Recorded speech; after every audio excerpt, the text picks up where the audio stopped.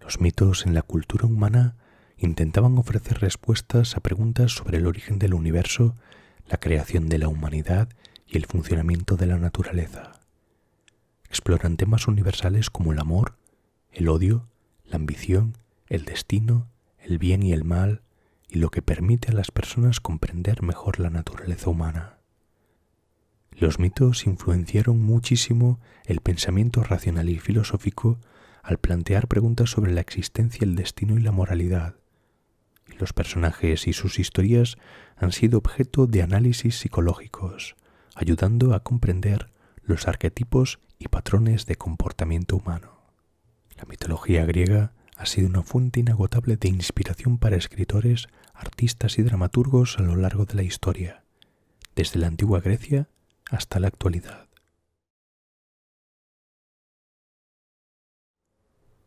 La caja de Pandora. Un día, poco antes de enviar a Prometeo al Cáucaso, Zeus bajó del Olimpo para visitar a su hijo Hefesto. Hefesto era herrero y trabajaba en una oscura cueva subterránea situada en la soleada isla de Lemnos. Su fragua era lo más parecido al infierno. El fuego estaba siempre encendido, y el hierro al rojo vivo irradiaba un calor insoportable. Y, sin embargo, Hefesto se sentía muy a gusto en aquel lugar, donde trabajaba sin descanso, día y noche, fabricando cadenas para los presos, herraduras para los caballos, cascos y espadas para los guerreros. En realidad, Hefesto utilizaba el trabajo para aislarse de los otros dioses, que se burlaban de él porque era feo y cojo. Nunca recibía visitas, así que se quedó de lo más sorprendido el día que Zeus entró en su fragua. «¿Qué te trae aquí, padre?», preguntó. Zeus tenía la mirada ausente. Parecía perturbado por un grave disgusto. «Prometeo nos ha engañado de nuevo», dijo. «Primero nos dejó sin carne, y ahora ha subido en secreto al Olimpo y les ha devuelto el fuego a los hombres. Nos ha dejado en ridículo. Pero voy a demostrarle hasta dónde llega nuestro poder. Les daré un escarmiento a los hombres que nunca olvidarán. ¿Quieres ayudarme, Hefesto?» «Naturalmente, padre. Dime, ¿qué debo hacer?» «Quiero que crees a una mujer». «¿A una mujer?» En aquel tiempo ya existían las diosas, pero la tierra aún no había sido pisada por ninguna mujer. «La utilizaré para vengarme de los hombres», explicó Zeus. «¿Y cómo quieres que sea?» «Ha de ser muy hermosa. Fíjate en Afrodita y hazla como ella». Afrodita era la diosa del amor y poseía una belleza perfecta. Saltaba a la vista que cualquier mujer que se le pareciera despertaría grandes pasiones entre los hombres. Hefesto, pues, modeló una figura con arcilla a imagen y semejanza de Afrodita. Empleó toda la fuerza de sus grandes manos para dar forma al tronco, a la cabeza, a los brazos y a las piernas, y luego fue modelando los finos labios, el largo cuello, la espesa melena. Empleó toda la fuerza de sus grandes manos para dar forma al tronco, a la cabeza, a los brazos y a las piernas, y luego fue modelando los finos labios, el largo cuello y la espesa melena. La belleza de la criatura era tan deslumbrante que Zeus, sentado en la sombra, quedó impresionado. «Se llamará Pandora», le dijo a Hefesto, «porque llevará en sí todos los dones imaginables». Entonces Hefesto se inclinó sobre Pandora con la intención de soplarle en la boca, pues así era como se les infundía a las personas el aliento de la vida. Pero Zeus lo detuvo. «Espera, Hefesto», dijo, «una criatura perfecta merece el soplo perfecto». Entonces Zeus llamó los 4 vientos, el del norte que traía el frío, el del sur que traía el calor, el del este que traía las penas y las alegrías, y el del oeste que traía palabras, muchas palabras. En cuanto los vientos soplaron sobre Pandora, la criatura empezó a moverse. Luego, Zeus convocó a los dioses y les dijo: «Quiero que le concedáis a esta mujer todos los dones que pueda tener un ser humano». Durante todo un día, los dioses desfilaron por la fragua de Hefesto para concederle a Pandora los más variados dones: dulzura y gracia, inteligencia y picardía, habilidad para tejer y labrar la tierra, fertilidad para dar luz a muchos hijos, buena voz para cantar y una sonrisa amable que inspiraba confianza. Cuando Pandora hubo recibido todos los dones, Zeus le dijo: «Ahora ya estás preparada para ir junto a los hombres. Pero antes debo entregarte mi regalo. Míralo». Zeus sacó una preciosa caja de oro y se la tendió a Pandora. «Es muy bonita», dijo ella. «¿Qué hay en el interior?» «Es mejor que no lo sepas, Pandora. Ahora prométeme que nunca, bajo ningún concepto, abrirás esta caja». «Lo prometo». «Tienes mi bendición, Pandora», dijo Zeus, y tocó con suavidad la cabeza de la joven. «Ah, se me olvidaba. Quiero hacerte un último regalo». Entonces Zeus hinchó sus pulmones de aire y sopló sobre el cuerpo de Pandora. De ese modo le proporcionó el último don, el más peligroso de todos, la curiosidad. Luego, Hermes, el mensajero de los dioses, condujo a Pandora hasta la tierra y la dejó a las puertas de la casa del titán Epimeteo. Epimeteo era el hermano de Prometeo, pero no se le parecía en nada. Mientras que Prometeo era hábil y astuto, Epimeteo destacaba por su torpeza y su ingenuidad. Cuando Epimeteo vio a Pandora, quedó tan deslumbrado por su belleza que decidió casarse de inmediato con ella. «No lo hagas», le dijo su hermano Prometeo. «¿Por qué no?», replicó Epimeteo. «¿Qué hay de malo en casarse con una mujer? La soledad, hermano, es una carga muy pesada y estoy seguro de que Pandora me alegrará la vida.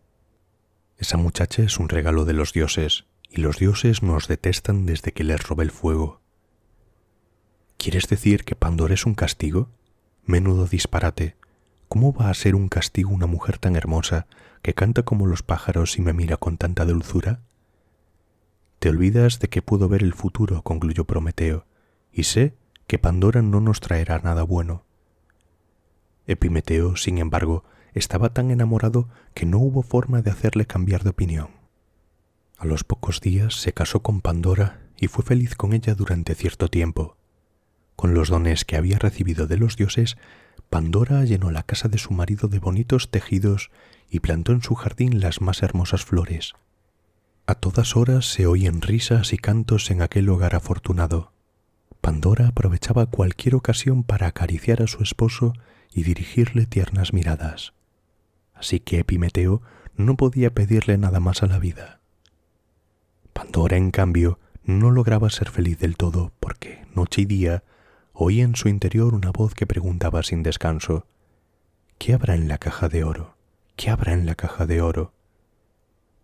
La invisible avispa de la curiosidad se había apoderado del alma de Pandora y zumbaba en sus oídos con virulencia: «¿Qué habrá en la caja de oro? ¿Qué habrá en la caja de oro?». Antes de dejarla partir, Zeus le había colgado a Pandora una cadena de oro al cuello.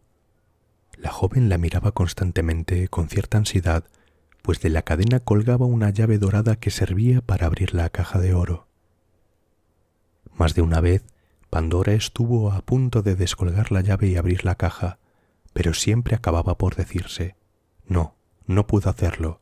Le prometí a Zeus que jamás abriría esa caja». Sin embargo, llegó un día en que Pandora no pudo aguantar más. Su curiosidad era tan fuerte que ni siquiera podía dormir. Así que cedió al fin a la tentación y abrió la caja. Al instante sonó un zumbido atronador como el de un enjambre de miles de abejas enloquecidas.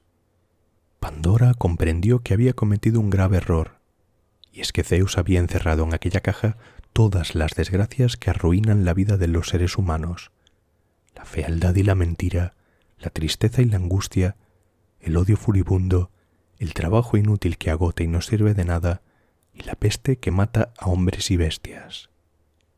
Pandora no levantó la tapa de la caja más que un poquito, pero fue suficiente para que salieran al mundo todas las desgracias.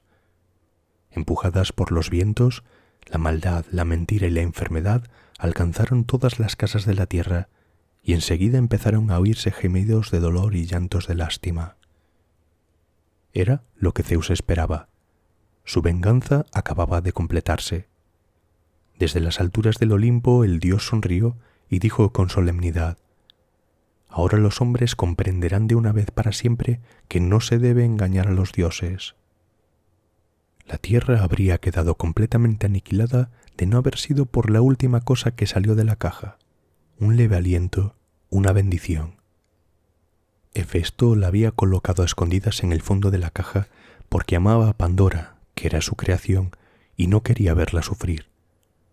Aquella bendición era la esperanza. Movidas por ella, las personas decidieron seguir adelante a pesar de todas las desgracias.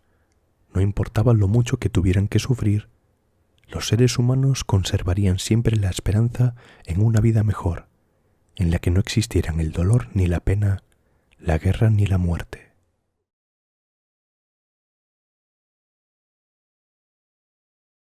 El mito de Prometeo. Era un tiempo en el que existían los dioses, pero no las especies mortales. Cuando a éstas les llegó, marcado por el destino, el tiempo de la Génesis, los dioses las modelaron en las entrañas de la tierra, mezclando tierra, fuego y cuantas materias se combinan con fuego y tierra. Cuando se disponían a sacarlas a la luz, mandaron a Prometeo y Epimeteo que las revistiesen de facultades distribuyéndolas convenientemente entre ellas. Epimeteo pidió a Prometeo que le permitiese a él hacer la distribución. Una vez que yo haya hecho la distribución, dijo, tú la supervisas. Con este permiso comienza a distribuir, y al distribuir a unos les proporcionaba fuerza, pero no rapidez, en tanto que revestía de rapidez a otros más débiles. Dotaba de armas a unas, en tanto que para aquellas, a las que daba una naturaleza inerme, ideaba otra facultad para su salvación. A las que daba un cuerpo pequeño, les dotaba de alas para huir o de escondrijos para guarnecerse, en tanto que a las que daba un cuerpo grande, precisamente mediante él, las salvaba. De este modo equitativo iba distribuyendo las restantes facultades, y las ideaba tomando la precaución de que ninguna especie fuera aniquilada. Cuando les suministró los medios para evitar las destrucciones mutuas, ideó defensas contra el rigor de las estaciones enviadas por Zeus. Las cubrió con pelo espeso y piel gruesa, aptos para protegerse del frío invernal y del calor ardiente, y, además, para que cuando fueran a acostarse les sirviera de abrigo natural y adecuado a cada cual. A algunas les puso en los pies cascos y a otras piel gruesa sin sangre. Después de esto suministró alimentos distintos a cada una, a una hierbas de la tierra, a otras frutos de los árboles y a otras raíces. Y hubo especies a las que permitió alimentarse con la carne de otros animales. Concedió a aquellas descendencia y a estos, devorados por aquellas, gran fecundidad, procurando así salvar la especie. Pero como Epimeteo no era del todo sabio, gastó, sin darse cuenta, todas las facultades en los brutos. Pero quedaba aún sin equipar la especie humana y no sabía qué hacer. Hallándose en ese trance, llega Prometeo para supervisar la distribución. Ve a todos los animales armoniosamente equipados y al hombre, en cambio, desnudo, sin calzado, sin abrigo e inerme. Y ya era inminente el día señalado por el destino en el que el ser humano debía salir de la tierra a la luz. Ante la imposibilidad de encontrar un medio de salvación para el ser humano, Prometeo roba a Hefesto y a Atenea la sabiduría de las artes junto con el fuego, ya que sin el fuego era imposible que aquella fuese adquirida por nadie o resultase útil. Y se la ofrece, así, como regalo al ser humano. Con ella recibió el hombre la sabiduría para conservar la vida, pero no recibió la sabiduría política porque estaba en poder de Zeus y a Prometeo no le estaba permitido acceder a la mansión de Zeus, en la Acrópolis, a cuya entrada había 2 guardianes terribles. Pero entró furtivamente al taller común de Atenea y Hefesto, en el que practicaban juntos sus artes y, robando el arte del fuego de Hefesto y las demás de Atenea, se las dio al ser humano. Y, debido a esto, el ser humano adquiere los recursos necesarios para la vida. Pero sobre Prometeo, por culpa de Epimeteo, recayó luego, según se cuenta, el castigo del robo. El ser humano, una vez que participó de una porción divina, fue el único de los animales que, a causa de este parentesco divino, primeramente reconoció a los dioses y comenzó a erigir altares e imágenes a los dioses. Luego, adquirió rápidamente el arte de articular sonidos vocales y nombres, e inventó viviendas, vestidos, calzado, abrigos, alimentos de la tierra. Equipados de este modo, los seres humanos vivían, al principio, dispersos y no en ciudades, siendo, así, aniquilados por las fieras al ser en todo más débiles que ellas. El arte que profesaban constituía un medio adecuado para alimentarse, pero insuficiente para la guerra contra las fieras, porque no poseían el arte de la política, del que el de la guerra es una parte. Buscaban la forma de reunirse y salvarse construyendo ciudades, pero, una vez reunidos, se ultrajaban entre sí por no poseer el arte de la política, de modo que al dispersarse de nuevo, perecían. Entonces Zeus, temiendo que nuestra especie quedase exterminada por completo, envió a Hermes para que llevase a los hombres el pudor y la justicia, a fin de que rigiesen en las ciudades la armonía y los lazos comunes de amistad. Preguntó entonces Hermes a Zeus la forma de repartir la justicia y el pudor entre los hombres. ¿Las distribuyó como fueron distribuidas las demás artes? Pues éstas fueron distribuidas así. Con una sola persona que posea el arte de la medicina, basta para tratar a muchos. Y lo mismo ocurre con las demás profesiones. ¿Reparto así la justicia y el poder entre las personas, o bien las distribuyo entre todas? Entre todos, respondió Zeus, y que todos participen de ellas, porque si participan de ellas solo unos pocos, como ocurre con las demás artes, jamás habrá ciudades.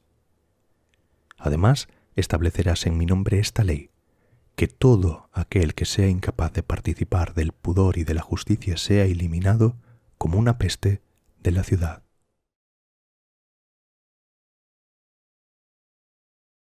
El mito de Teseo y el Minotauro.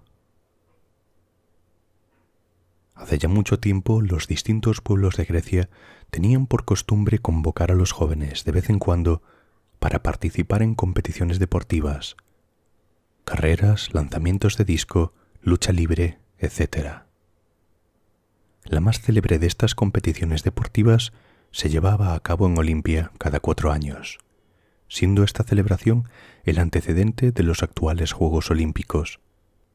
El vencedor era homenajeado y respetado por todos, no solo porque era el más fuerte, sino también porque estos juegos se celebraban en honor de los dioses.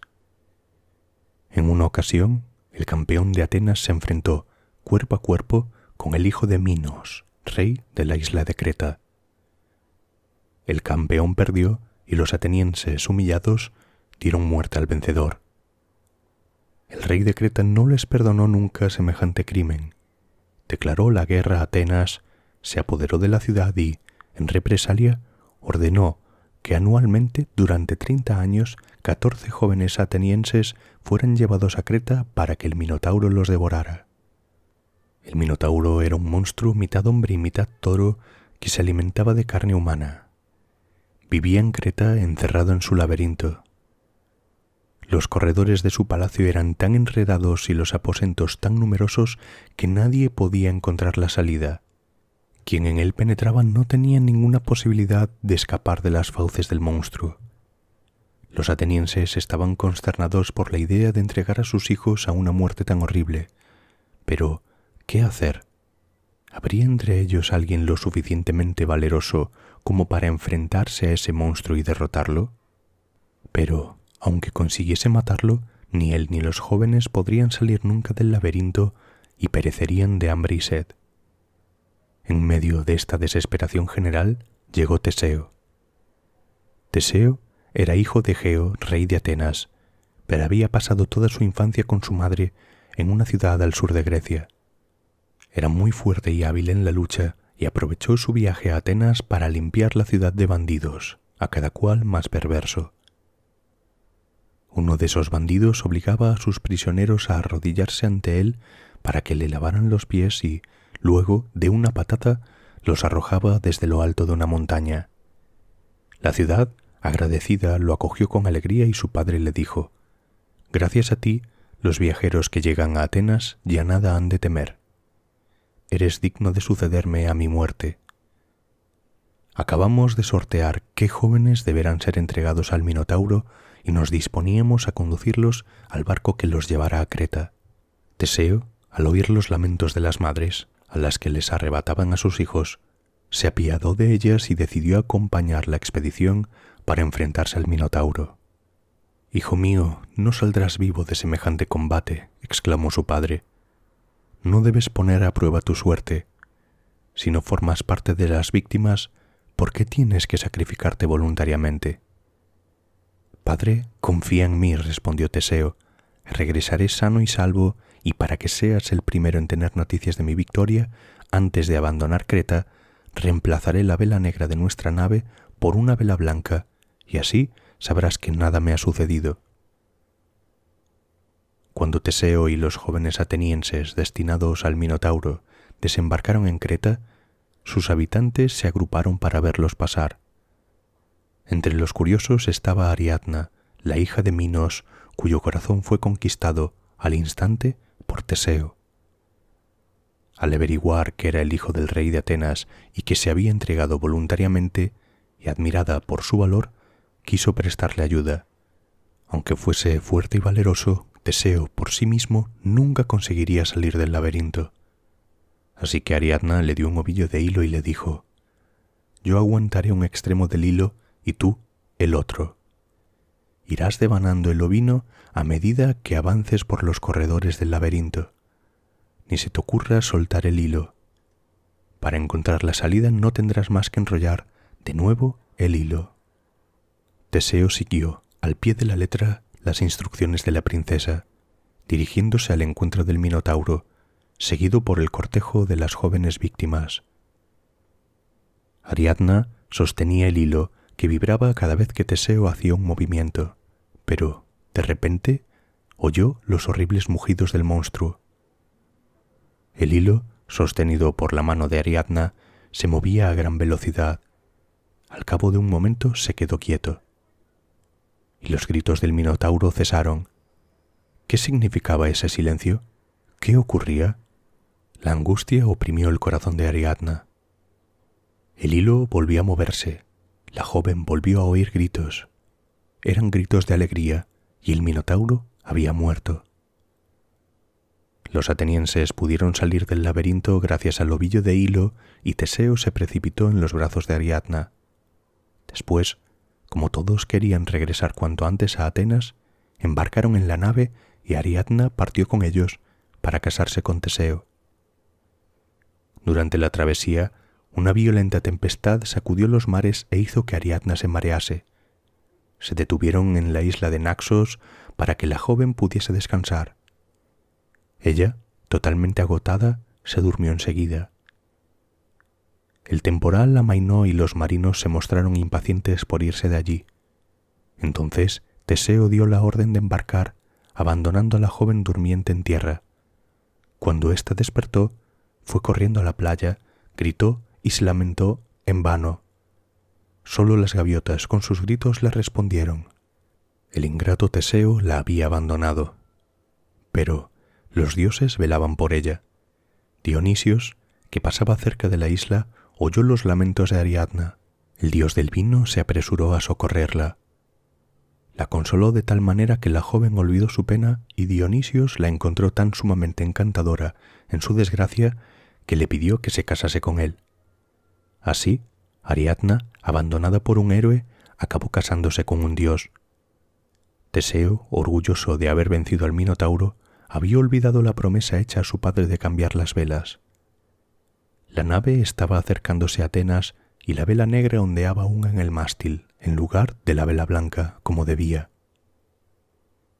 El rey Egeo, desde lo alto de la Acrópolis, la ciudadela de Atenas, aguardaba impaciente el regreso de su hijo. Como vio la vela negra, creyó que el Minotauro había devorado a Teseo. Entonces, desesperado, se arrojó al mar desde lo alto de una roca. Y a causa de este desgraciado incidente, Ese mar lleva desde entonces el nombre del rey.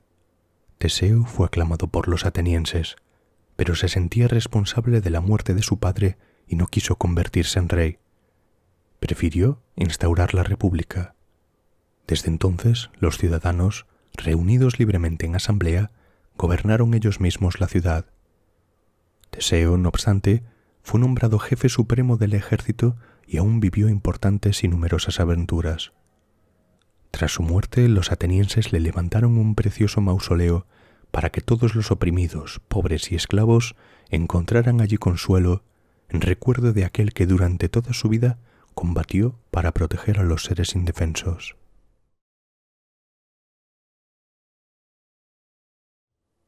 Orfeo y Eurídice.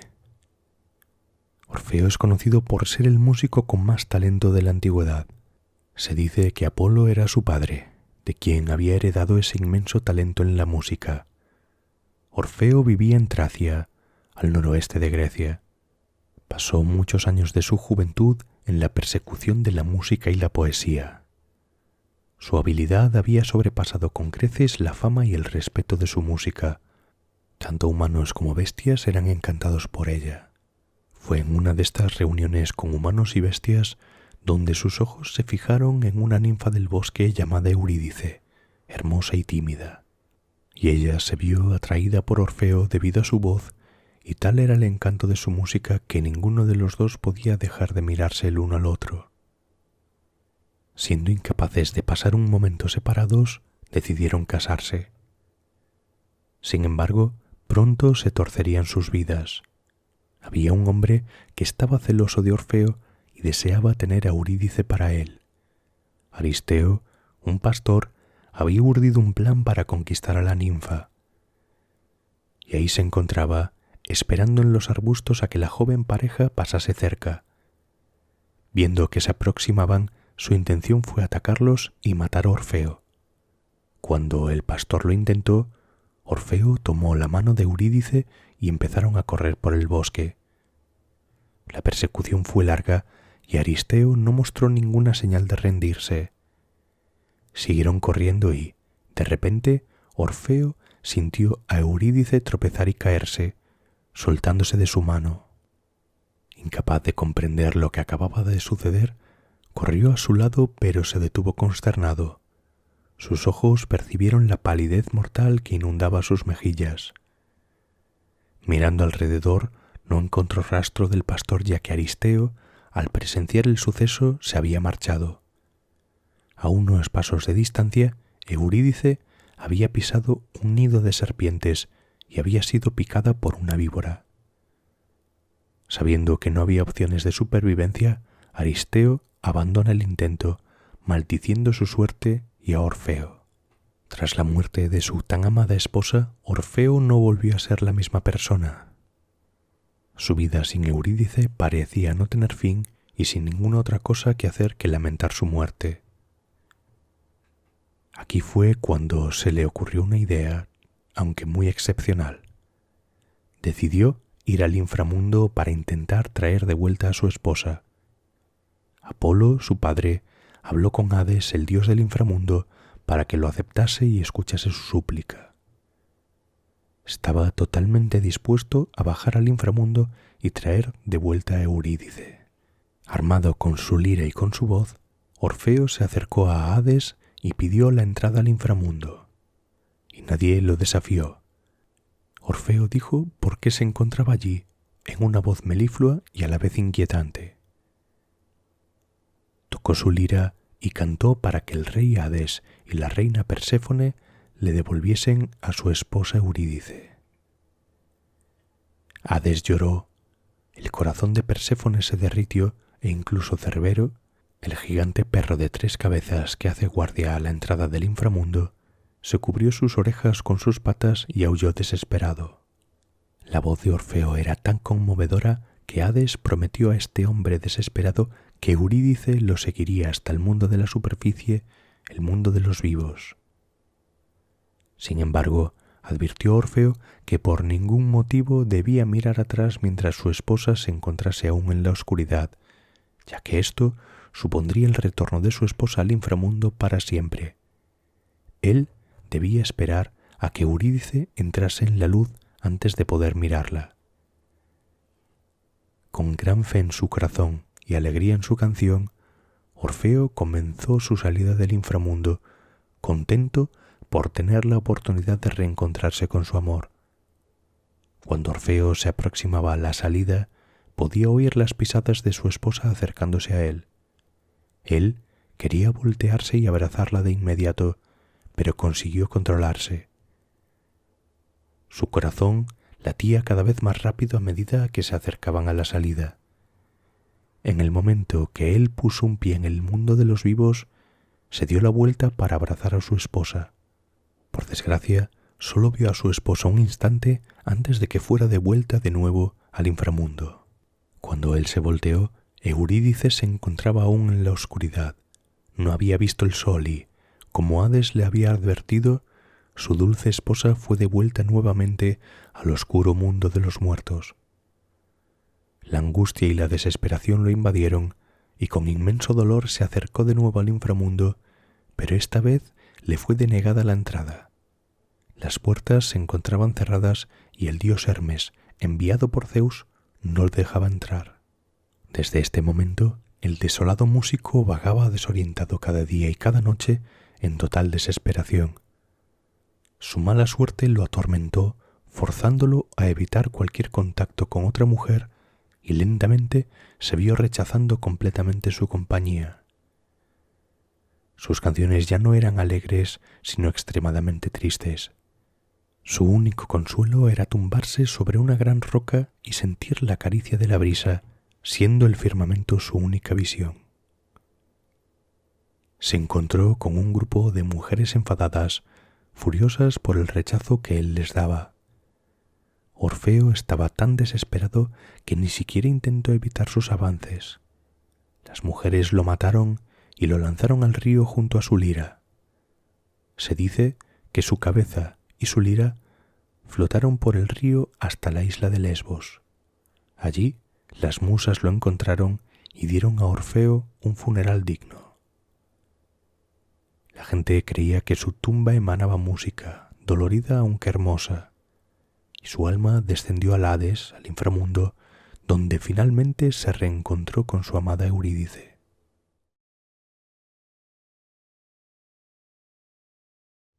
El nombre de la ciudad de Atenas. El primer asentamiento de Atenas en el año 3000 a.C. se situó sobre la roca de la Acrópolis. La historia de Atenas está profundamente ligada a la de esta roca. Como demostraron las investigaciones arqueológicas, los antiguos habitantes de la Edad de Piedra se asentaban en las cuevas del lado norte de la Acrópolis y, en caso de peligro, buscaban refugio en la cima de la fortaleza. La ciudad de Atenas recibió su nombre según la mitología griega a partir de la competencia que la diosa Atenea mantuvo con Poseidón sobre quién se convertiría en el protector de la ciudad. Casi todas las ciudades de la antigua Grecia tenían un dios que cuidaba de sus gentes. A Poseidón le encantaba cuidar ciudades. Por lo general, escogía los lugares costeros ya que era el señor del mar. Poseidón, hermano de Zeus y Hades, era un dios muy poderoso. Era también muy malhumorado y le gustaba mucho llamar la atención y que la gente construyese templos en su honor. Y Atenea, en la mitología griega, es la diosa de la guerra, civilización, sabiduría, estrategia, de las artes, de la justicia y de la habilidad. Una de las principales divinidades del panteón griego y una de los 12 olímpicos, Atenea recibió culto en toda la Grecia antigua y en toda su área de influencia, desde las colonias griegas de Asia Menor hasta las de la península ibérica y el norte de África. Así que un día, tanto Atenea como Poseidón reclamaron una nueva ciudad.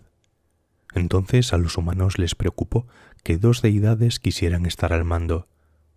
Poseidón quiso que los humanos eligieran, pero a estos les pareció problemático decantarse por uno de los dos. Atenea comprendió su preocupación y propuso la solución. Ambos dioses harían un regalo a la ciudad y la gente decidiría. Atenea agitó su brazo y brotó un olivo. La gente mordisqueaba las olivas y estaban emocionados. El olivo proporcionaría madera para la construcción de viviendas y leña para las cocinas y chimeneas. Y las olivas estaban muy buenas y de ellas se podía extraer aceite para cocinar. Poseidón golpeó el suelo con su tridente, lo hizo chocar contra el suelo de la Acrópolis, en el lugar donde ahora se encuentra el Erecteion, el magnífico templo sujetado por elegantes cariátides. Surgieron del suelo 2 caballos, a la vez que brotó un manantial. Poseidón prometió además proteger la marina ateniense y los mares circundantes. La gente se puso muy contenta, pero cuando intentaron beber el agua, descubrieron que no era fresca, sino agua salada. La suya era una ciudad costera, y temían arriesgarse a enojar al señor del mar, el poderoso Poseidón. Sin embargo, Zeus juzgó que Atenea había sido más rápida, pues había plantado el olivo en primer lugar, y por eso Atenea consiguió el patronazgo de Atenas. Así es como una pequeña ciudad costera ganó a la sabia y poderosa Atenea como guardiana, y en su honor llamaron a la ciudad Atenas.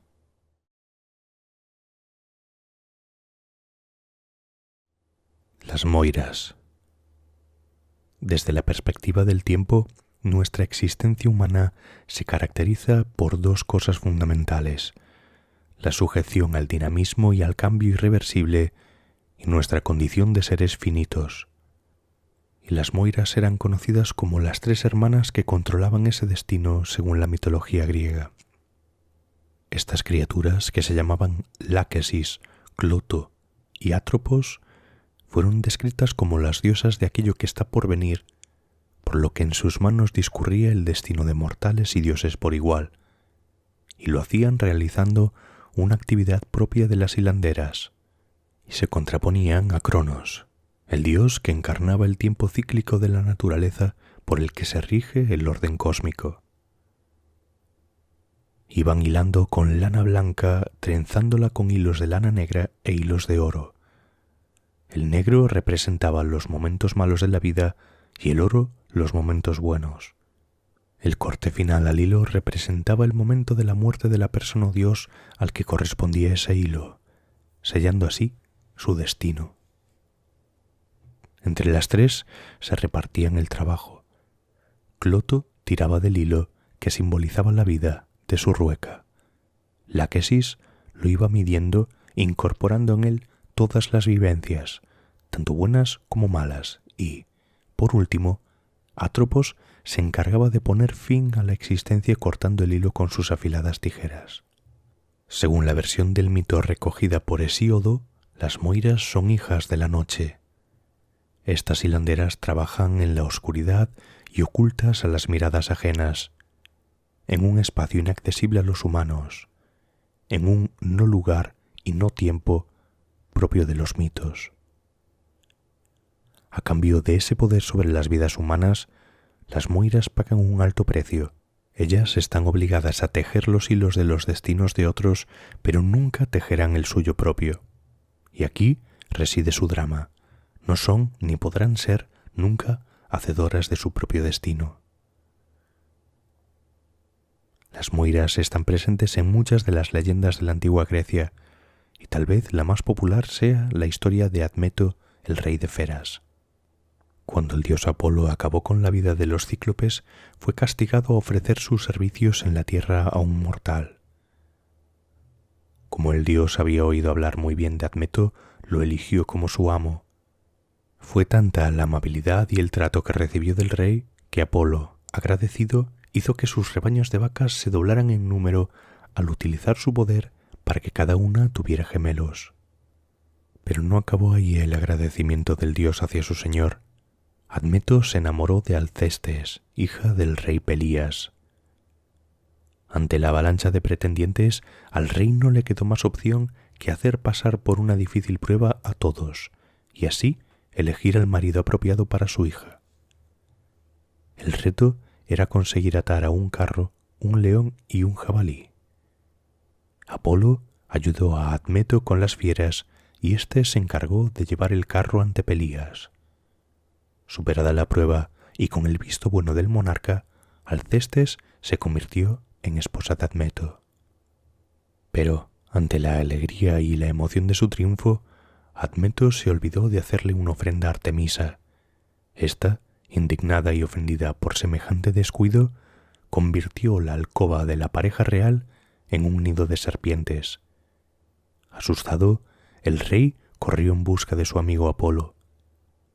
El dios le aconsejó que realizara un sacrificio a Artemisa cuanto antes.